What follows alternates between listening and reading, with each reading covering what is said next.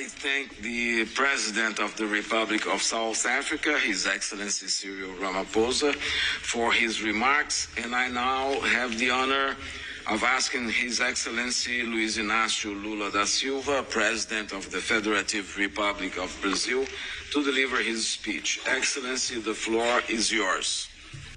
E próximo presidente do G20, meu caro companheiro Antônio Guterres, secretário-geral das Nações Unidas. Secretary-General Antonio Guterres.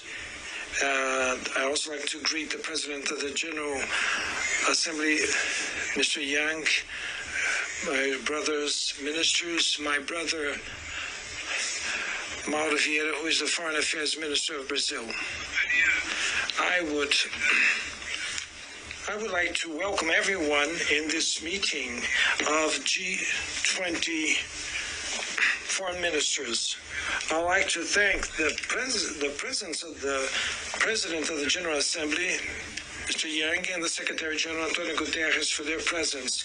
It is an honor to speak after President Ramaphosa. For the very first time in history, the G20 countries are gathered at the UN headquarters in an event open to all members of the organization.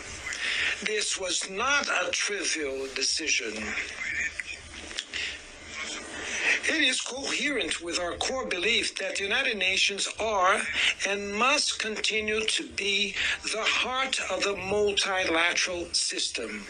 Brazil is working hard to ensure the G20 agenda can present concrete advancements. At the core of our priorities is the fight against inequality in all its forms. This concern pervades the three pillars that guide our presidency. The first is social inclusion. In July, we adopted the foundations of the Global Alliance Against Hunger and Poverty, which is now open for membership and will be officially launched in November. The Alliance will mobilize technical and financial resources to promote a pool of public policies with confirmed efficacy against these scourges. The second pillar is addressing climate change. The G20 is responsible for 80% of all greenhouse emissions, as our president said.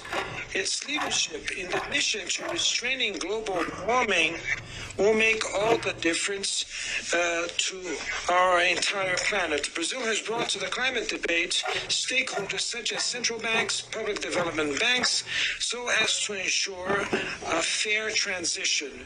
We have approved the first document, bioeconomy, that was multilaterally agreed upon. The third pillar is the reform of global governance, the main focus of this meeting.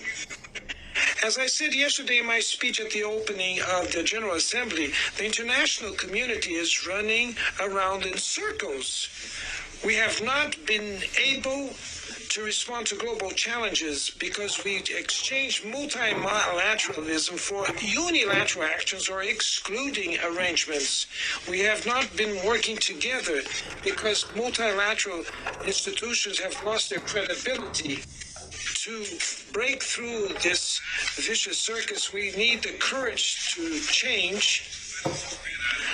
It's so that we can overcome our differences. Our response capacity is particularly impaired by the lack of representativeness that affects international organizations. If the wealthy countries wish to have the support of the developing world to address the multiple crises of our time, the global south must be fully represented in the main decision-making fora. This requires at least three major focus areas which are reflected in the call for action endorsed by the G20 and that the chancellors will discuss this morning. The first is to eliminate the strongly regressive character of the international financing architecture. Developing countries face disproportionate costs and difficulties for obtaining funding